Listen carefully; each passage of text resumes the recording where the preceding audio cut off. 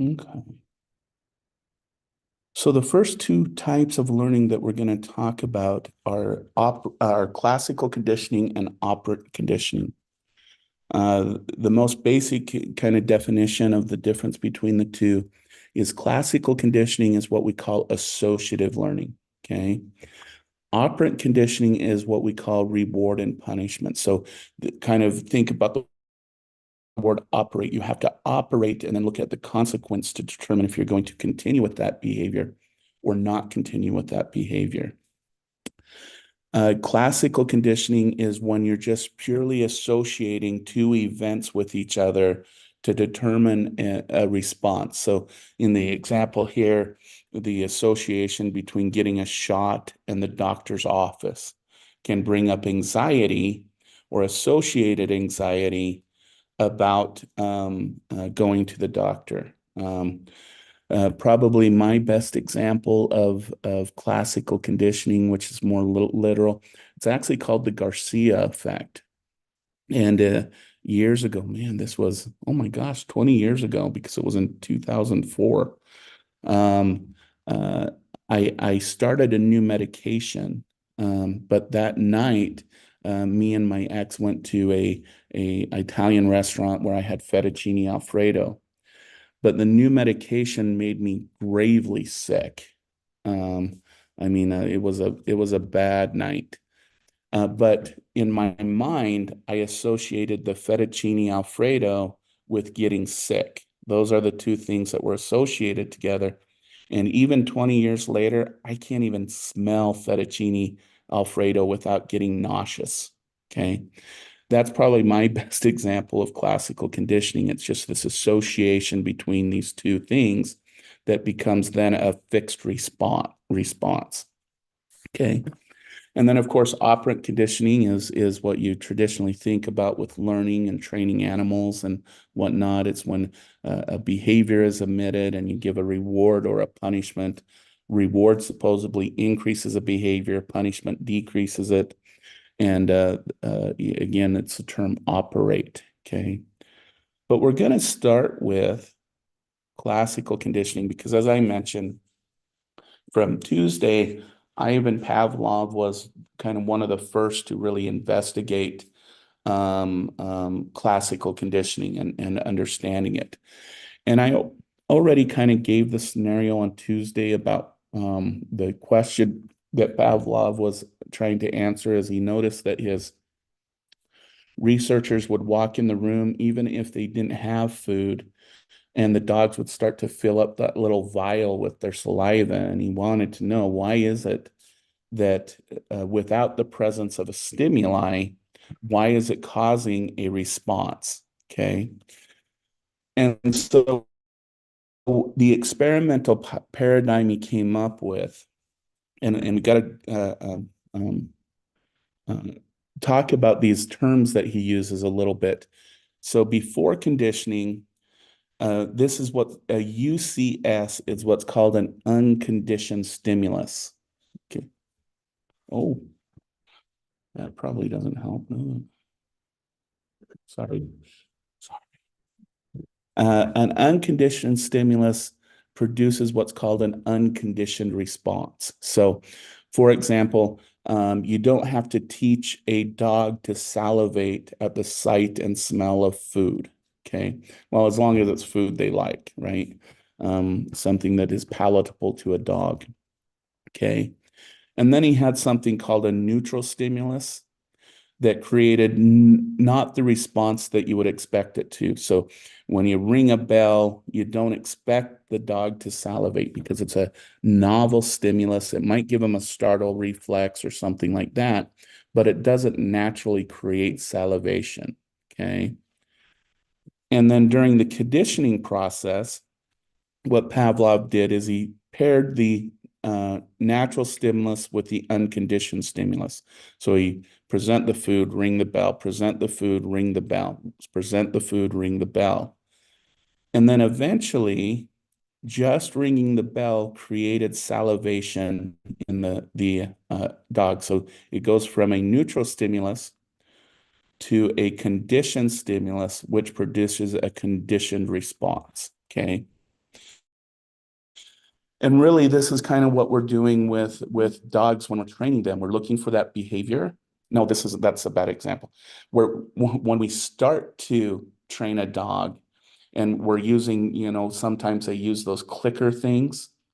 The first process of that is to associate the clicker with an award of some type, such as food. So you'll click, give a treat, click, give a treat, click, give it a treat, until they realize that clicking can produce a treat of some type. So then when they go and train the behavior, they just use a clicker instead of having to use a snack or a treat every time the dog produces a behavior. Okay. Um, and if we think about classical conditioning, we can also think about what happens when your favorite song comes on the radio. Okay. And what we know is that people who have favorite songs, usually the first couple of times they heard that song, they were doing something that was enjoyable of some type. Okay. And then that song then produced that without the present. So people will use it to kind of get out of a bad mood, as an example. Okay. So I mentioned on Tuesday that John B. Watson discovered that uh, fears and phobias are classically conditioned. And I brought up the example of little Albert. Okay. So I'm going to play this video real quick that kind of shows because he wanted to record it for posterity, because what he wanted to show is that fears and phobias are not innate, but they're learned. And so just this is just a really quick example of what he did.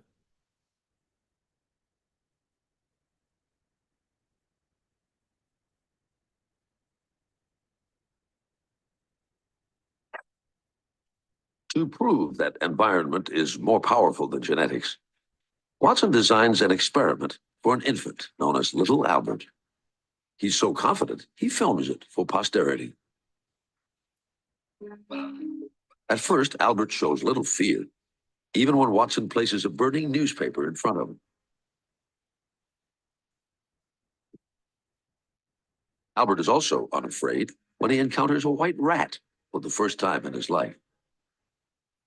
But then Watson shows Albert the rat accompanied by a loud clanging noise, one of the few things that upsets little Albert. And he does it again, and does it again. Eventually, Albert learns to fear not just the rat, but all furry things, even without the loud noise. In Watson's mind, the Little Albert experiment is a success because it proves that fears are learned, not inherited.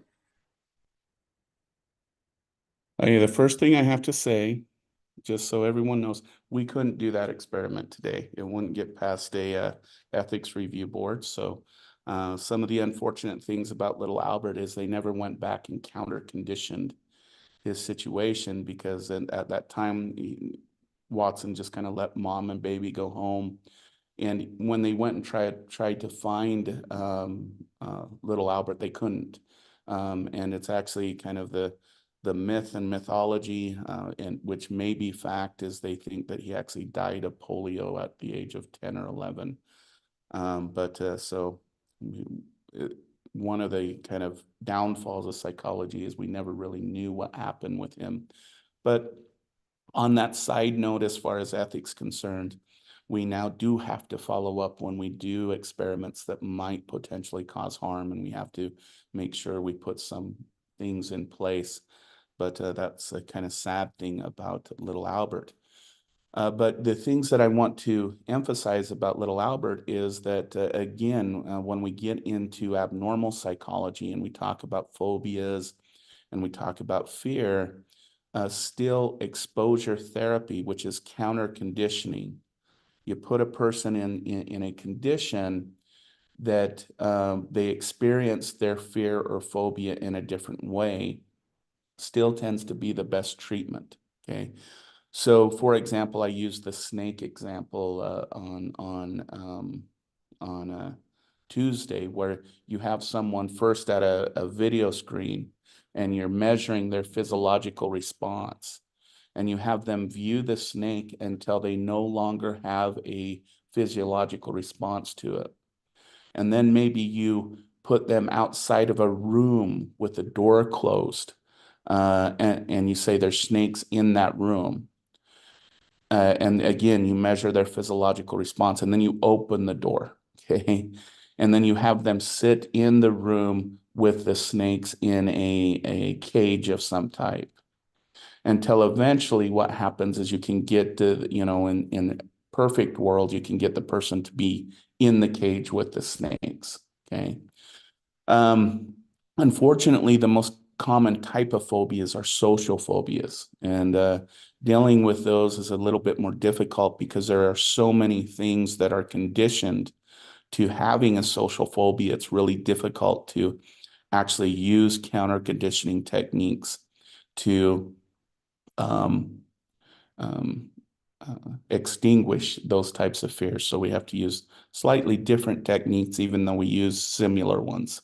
But we'll get to that when we get to abnormal psychology.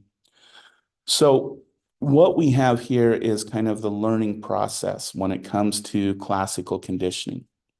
So in this first part, we have the acquisition. So this is where we're pair the conditioned stimulus with the unconditioned stimulus. Okay. And then, so after that's been learned, then we stop pairing the unconditioned stimulus with the conditioned stimulus. Eventually, what will happen is that behavior will become extinct, meaning that it'll be non-existent. Okay. But the interesting thing is, after a rest period, if we enter into that conditioned stimulus thing, we have what's called a spontaneous recovery. So that conditioned response will come back. Okay.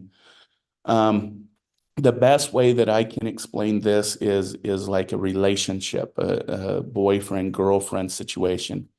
So you pair positive feelings with your experience with this. Maybe let's go with a fellow, and you get, oh, you're learning how Mr. Wonderful he is, and then all of a sudden the pairing with those positive emotions and everything that you're having stop. Okay. Well, for a time period, your attachment to that individual will continue to occur.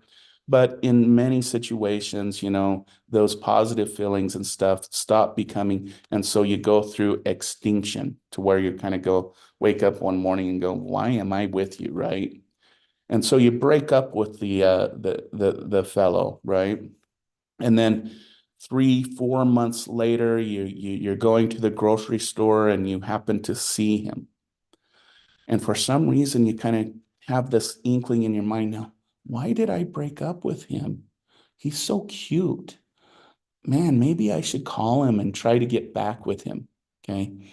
This is because a conditioned response is having what's called a spontaneous recovery. In a lot of ways, people think I'm remembering the good times I had with that individual and everything else. And all those memories have a spontaneous recovery of the original pairing that you went through. Okay. In my fettuccine example, so I spent a lot of time getting rid of that by just doing that. And then I have a rest period. And then a couple months later, one of my kids or my spouse will get fettuccine, and I instantly get that that nausea feeling back. So the point being is, one, in order to maintain a behavior, you have to at least pair it once in a while with the original stimuli. Okay. And they do that, for example, with training dogs and whatnot. Is yes, they'll not pair it for a few times, but then they'll randomly give the dog a treat here and there in order to maintain that behavior. But the dog is always wondering, well, when will I get the next treat? So they'll continue with that behavior. Okay.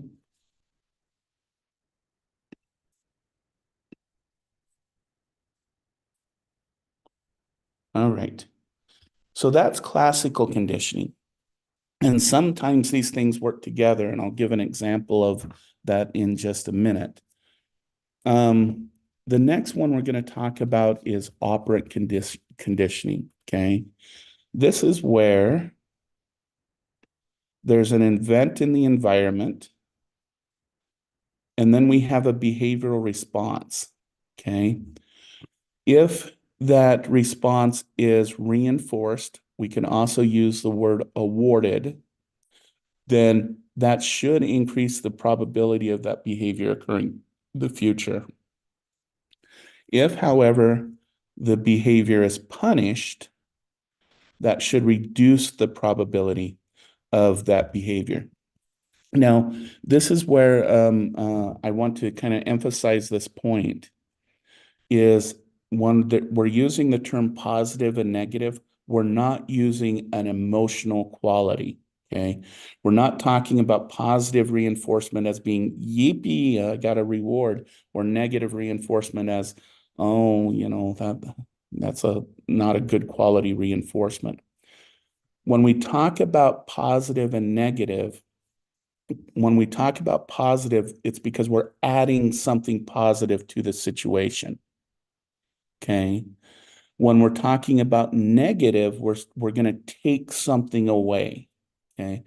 So when we talk about positive reinforcement, this is where you give the kid a treat for putting his Legos away. Okay. Negative reinforcement is when you take something nauseous away, which is rewarding in and of itself. All right. Positive punishment is when you add something negative to the situation. So this is the stereotypical one is you spank a child or you yell at a child, and that should reduce their behavior in the future.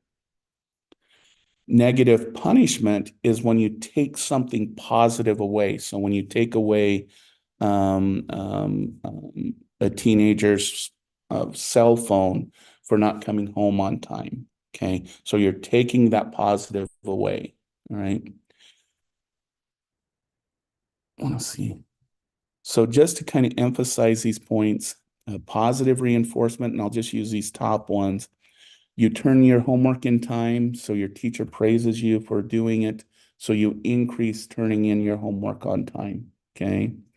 Versus, so this is the positive reinforcement.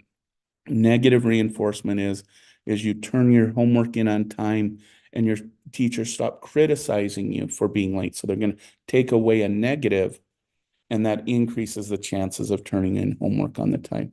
So this is kind of emphasizing the difference between positive and negative reinforcement.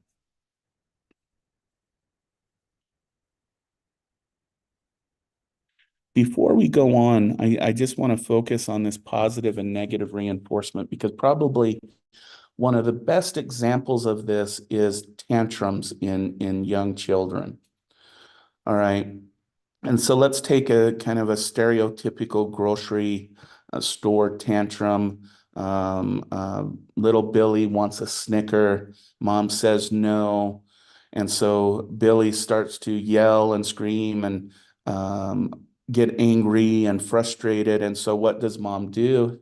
In order to stop it, she gives little Billy a candy bar. Okay. So I want you to think about what's going on in this relationship. All right. Little Billy is being reinforced, positively reinforced for his behavior because he's getting a reward. He's receiving something to stop his tantrum behavior. Okay. So what he's learning is the tantrum will result in what little Billy wants in the grocery store. Now, the complicated part about tantrum behaviors is mom is being negatively reinforced for the behavior she committed. Okay. Because little Billy's tantrum stops when she gives the candy bar. So the candy bar becomes something that she will increase in frequency in the future. All right.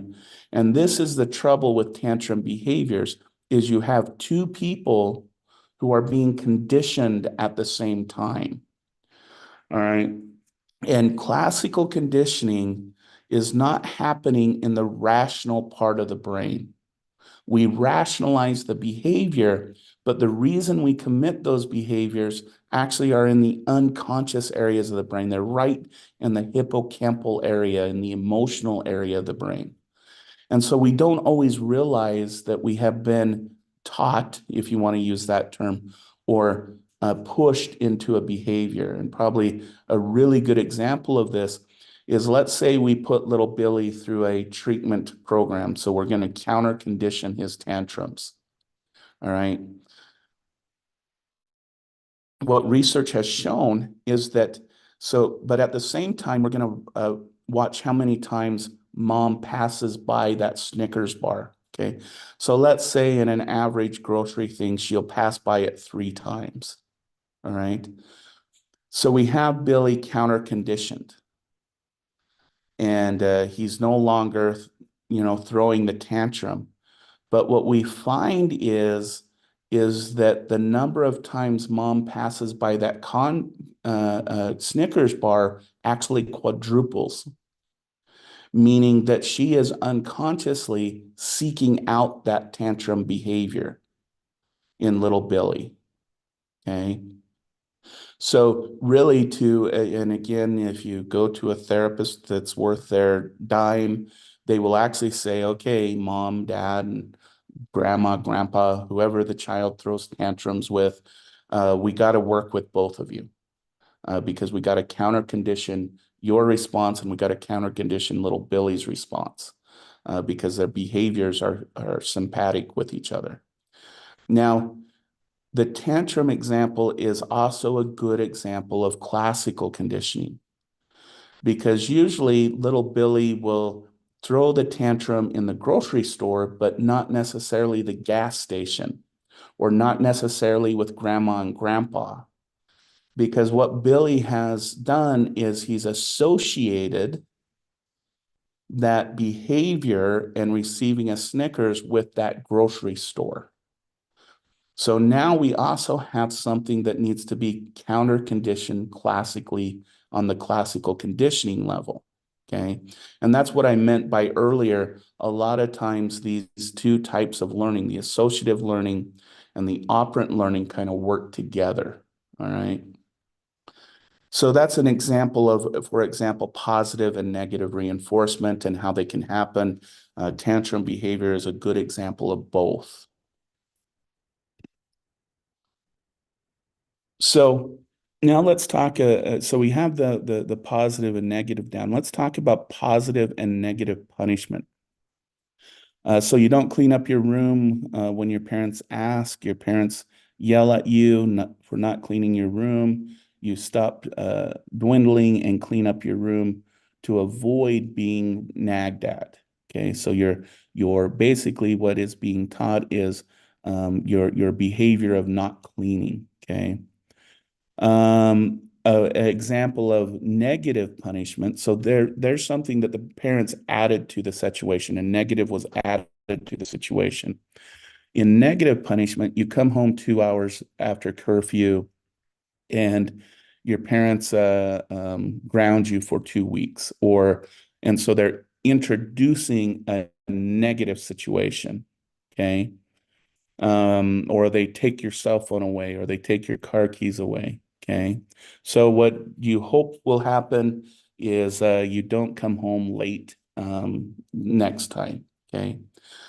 Now, these techniques and whatnot work really well with animals. But as you can imagine, sometimes they don't work really well with human beings. Okay.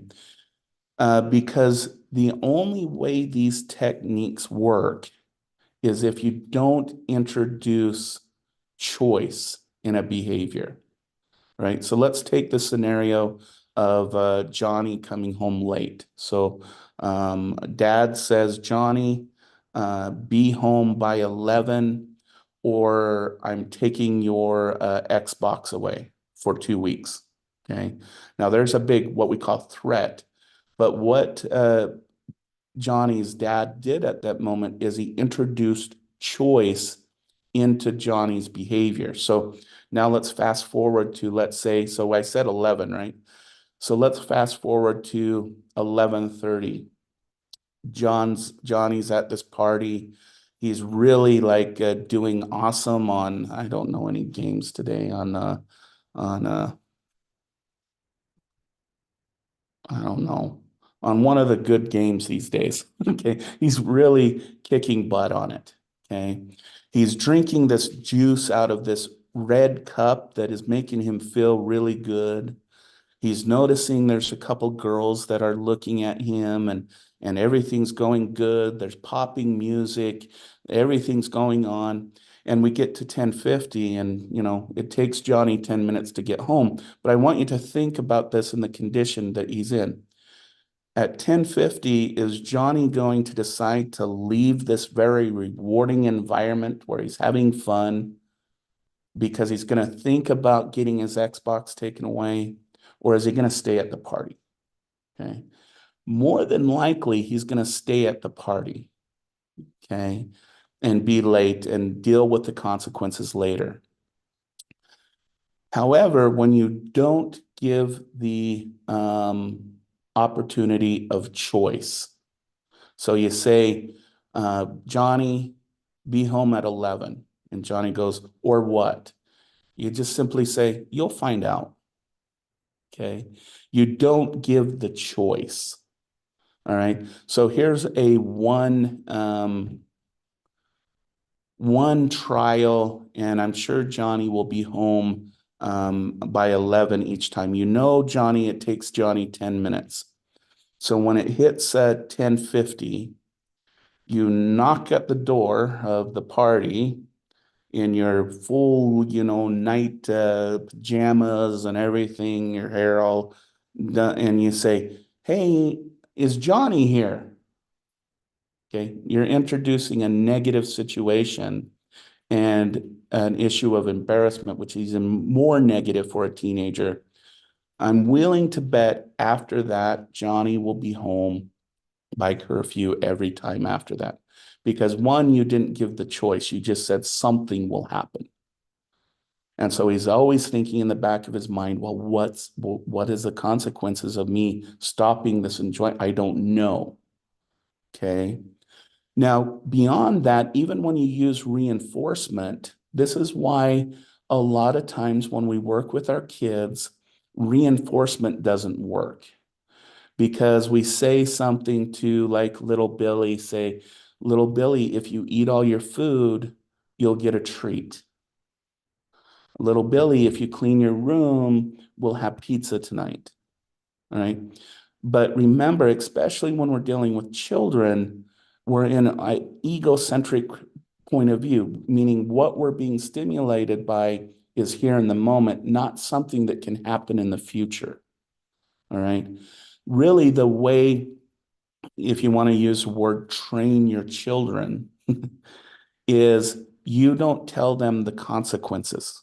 And I know that sounds like an evil thing to do because we want to have, we want to, what is it, egalitarian parents where everything is on the table, those kinds of things. But if you really want to change behavior, and this is not only with kids, this is with adults, and this is with our animals and stuff, you wait for them to do the behavior you want and reinforce it. Okay. You don't tell them to go do something because you've implemented choice into the situation. And with human beings, whenever you provide choice, these rules of operant and classical conditioning go out the door. They no longer work in essence. Okay. And so I just want to bring that up because a lot of people come back to classes and say, this operant conditioning stuff doesn't work. And I go, well, how did you do it? Well, I told my kid, if you did this, I would give you a treat, and they still don't do it. And I remind them, because you gave the child a choice. You gave the person a choice. You gave your husband a choice. Okay. The way these things work is you wait for the behavior you want to be committed, and then you throw in the reinforcement or the punishment. Okay. I just wanted to bring that up because it tends to be um, something that a lot of individuals who use these techniques and it doesn't work, that's usually the reason why. Okay. And I'll bring up an example. I kind of mentioned this on Tuesday. I mentioned I had a student when we used to do these things in classes who conditioned his girlfriend to hug him because he was in a wonderful relationship. They loved each other. They did everything together. They had deep emotion and affection for each other, but she really didn't like hugging. And so he set up a reinforcement schedule to where if you ever notice, especially when you really like a person, if you notice them trip, you notice that you kind of reach out for them. And so he set up situations where he would kind of purposely kind of fall or trip or something, and she'd go out and reach and hug him, and he would reinforce her with like a kiss or the emotional, oh, I love you so much, thank you, and praise. And so he continued to do that. And slowly what would happen is she would grab him closer, closer, closer until she did a closed arm hug on him. And then he reinforced that. Okay. And then eventually what happened is he didn't need to trip a little bit anymore. When she saw him, she would just instantly come up and provide him with a hug. Okay. But again, in that situation, he didn't provide a choice. He used a natural behavior and reinforced when that natural behavior became closer and closer to the behavior that he was looking for. Okay. Yes, it sounds manipulative, but it strangely works. Okay. Then the question becomes, so how do we continue a behavior? I mean, how often should we reward behaviors? Okay. And this comes from the research from B.F. Skinner, working with pigeons. How do you get a pigeon to turn on a light in order to get a piece of food? And there's two ways. You can put them on what's called a ratio um, uh, process or what's called a variable. Ratio is you reward for the number of times the person commits a behavior. Okay. Variable, you reward based on time. Okay. And to explain the example of variable, the best one is what's called a fixed interval schedule. This is kind of like payroll, getting paid. So you're paid every 2 weeks, okay, for the work that you do.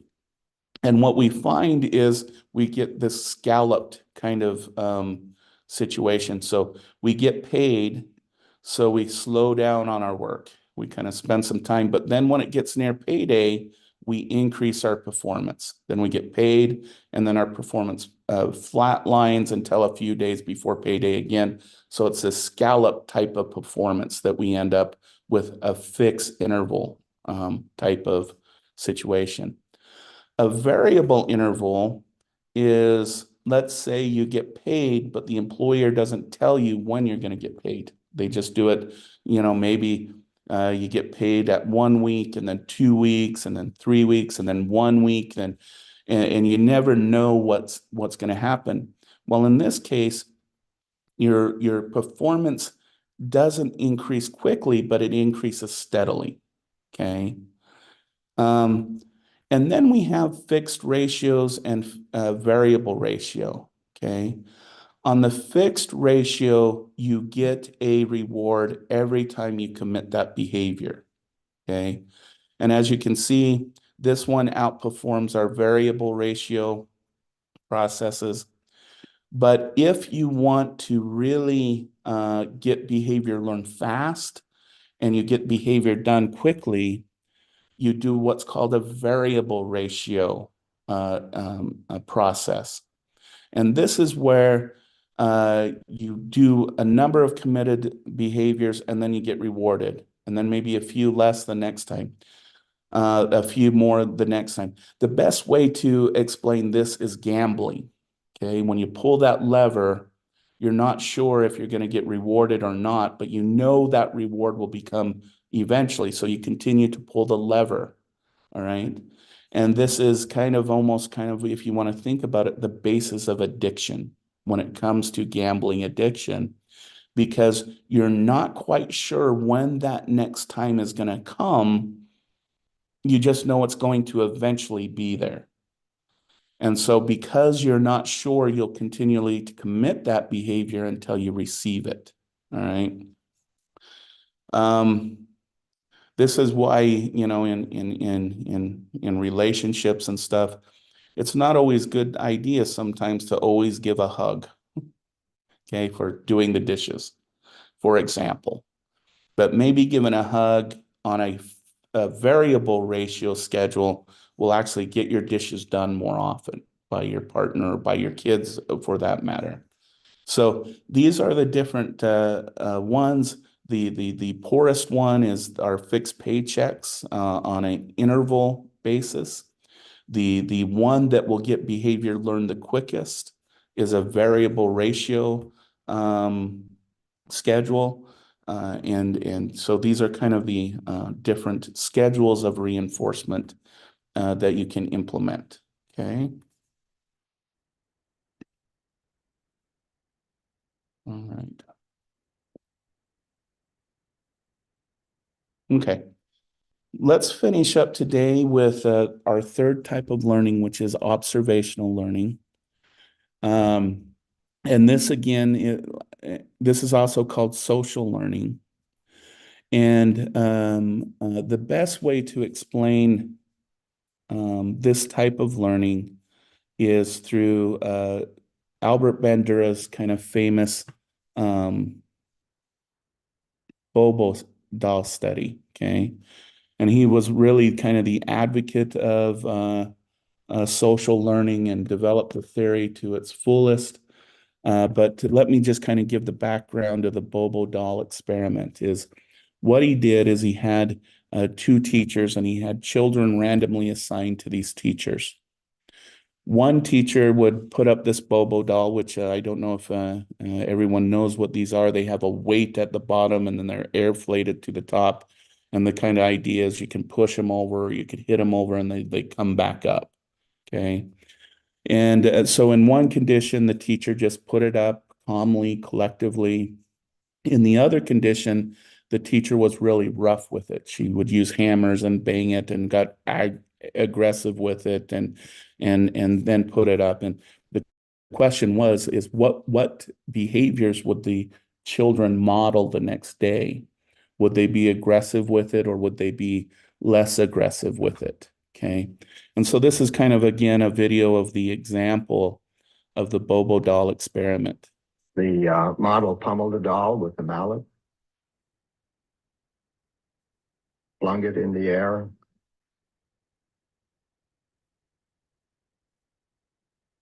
kicked it repeatedly,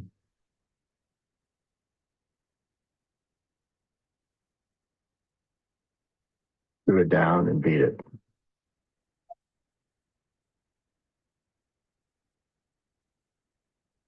It was once widely believed that seeing others vent aggression would drain the viewer's aggressive drive. As you can see, exposure to aggressive modeling is hardly cathartic.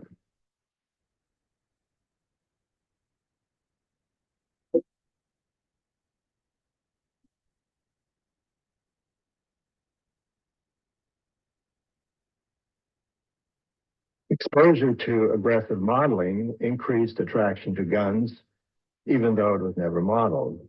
Guns had less appeal to children who had no exposure to the aggressive modeling. The children also picked up the novel hostile language.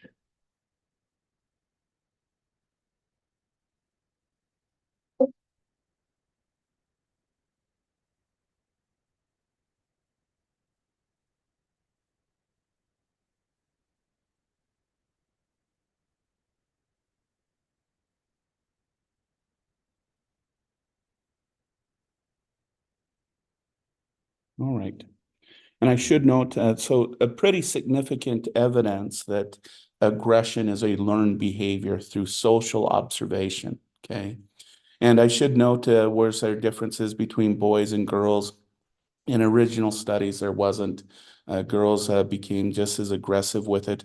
The only difference is that the girls tended not to use the gun example. They usually didn't go and reach for the gun. They just would be very aggressive with it. So that's kind of the gender aspect of the Bobo doll studies. And so this was originally used as evidence that aggressive behavior is learned behavior. Okay, and this is the common proof. So on the first day, the model was aggressive versus non-aggressive, and then the next day, the child's aggression would increase, but would not increase. In fact, it could decrease the following day. So this was the first evidence that that aggressive modeling resulted in aggression in children specifically. But that's not actually how this experiment was designed. And this is part of the experiment that isn't commonly talked about, because it's what's called a 2-by-2 design, meaning there was 2 manipulations in the first day and 2 manipulations in the second day. So let me provide this example. This is the actual results. So the model on the first day, either you have the aggressive teacher or the non-aggressive teacher, but then the following day, you had, again, the children randomly assigned to another aggressive teacher, another non-aggressive teacher, okay?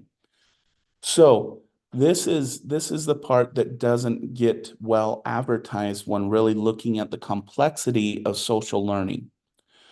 If on the first day, and I'll kind of, maybe this would be a good day. First day, so I'll put a 1 here, and then this is a second day. If on the first day children were exposed to an aggressive teacher, and on the second day they were exposed to an aggressive teacher, their aggression to the Bobo doll was either none to less. Okay, so being exposed to an aggressive teacher on the first day and an aggressive teacher on the second day actually reduced aggression in children.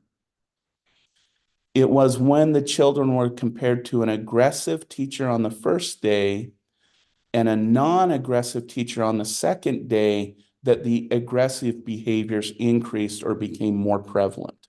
Okay. Conversely, if children were exposed to a non-aggressive teacher on the first day and an aggressive teacher on the second day, their aggression increased. However, and this is kind of the ultimate environment, right? If they had a non-aggressive teacher in the first day and a non-aggressive teacher in the second day, their aggression was less than what you'd expect, okay? So the association between learning aggression and behavior is a little bit more complex than if you view an aggressive behavior, you'll commit an aggressive behavior. And this also explains things like what happens when a child is in an abusive home. A lot of children who are in an abusive home actually become drawn in with themselves. They become quiet. They don't become super aggressive. They might be that child who is very quiet in the room and stuff like that, because when they're in the home environment, I'll use the stereotypical dad. Dad's really angry today. Dad's angry again today, so I better keep my head down low. I shouldn't be aggressive at all because that might make him more aggressive. Okay. However, on days like dad was mad today, but he's happy and wonderful today, that allows the child then to mimic that behavior that dad did before. Okay. And so this relationship goes on to explain more of what we see when we look at child abuse and neglect and those kinds of things. It kind of gives a more clear picture of that case. Now the question becomes, so what is the current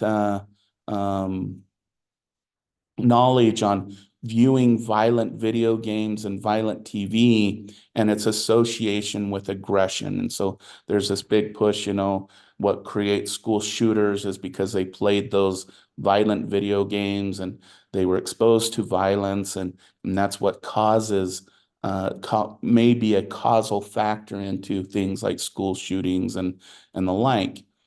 But the picture actually is a little bit more complex than that, because what we have found is, does viewing and playing violent video games, does it result in aggression? The answer is it depends. Okay. Because what we found, and this is kind of interesting. So let's take a highly competitive game, but doesn't have a lot of violence, like that football game with Madden. Okay. And then let's take a single player shooter game. All right. You would expect that the shooter game would increase the aggression, because that other one is a benign sport. But what we actually find is that Madden actually increases aggression more than that first shooter game. Because what we're finding more and more is what increases aggressions based on video game playing is not the amount of violence, but the amount of competition. It seems that with video games specifically, it's less to do with viewing the violence, but it's the amount of competition. And in fact, playing a highly competitive game, there's an aggressiveness about 4 days after playing that game. The individuals, or the children specifically, tend to act more aggressive for up to 4 days after playing a highly competitive but non-violent game, which is kind of an interesting thing. Now, other research does viewing violence over and over and over desensitize people towards violence? Yes. But there has to be other conditions within the situations that will actually get them to commit that aggressive behavior due to that benignness that they experience with it. So that's kind of the current situation about social learning, and when it comes to aggression in children, it has more to do right now with the amount of competition in a video game rather than the amount of violence. Where we find that violent video games desensitize the individual, but there has to be other situations in the child's life to actually get them to commit aggressive behaviors towards others. All right. All right. All right. I'm going to stop my recording because that kind of ends the lecture part of this, of our learning section.